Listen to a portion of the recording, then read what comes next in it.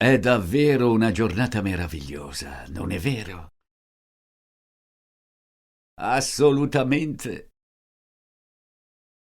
Il sole splende e gli uccelli cantano. E il caffè è 2 volte più buono all'aperto. È vero, l'aria fresca rende tutto più piacevole.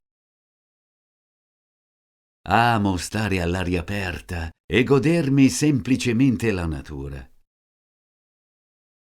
Il verde degli alberi e i fiori che sbocciano sono così rilassanti. La pace e la tranquillità del giardino sono un balsamo per l'anima.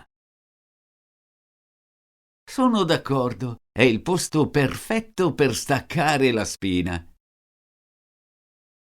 Quali altre cose belle della vita ti piacciono? Le buone conversazioni e le amicizie genuine significano molto per me. Oh, sì, il legame con le altre persone è qualcosa di molto speciale. E la musica ha anche un incredibile potere di rendermi felice. La musica è in grado di suscitare emozioni e di trasportarmi. Lo stesso vale per l'arte. Può essere di grande ispirazione. Sì, la creatività di una persona è una cosa meravigliosa. E le risate.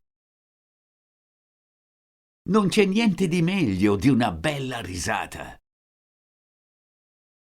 Hai ragione, ridere rende tutto migliore.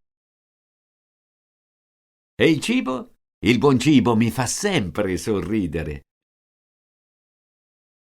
Oh sì, una delizia per tutti i sensi. E questi piccoli momenti di felicità nella vita di tutti i giorni sono ciò che rende la vita così degna di essere vissuta. Siamo tutti d'accordo sul fatto che prestare attenzione alle piccole cose sia così importante. C'è tanta bellezza nei dettagli. Anche l'abbraccio di una persona cara è una cosa meravigliosa. Gli abbracci danno una sensazione di sicurezza e amore. E l'opportunità di scoprire e imparare cose nuove è semplicemente impagabile. Questo rende la vita avvincente e appassionante.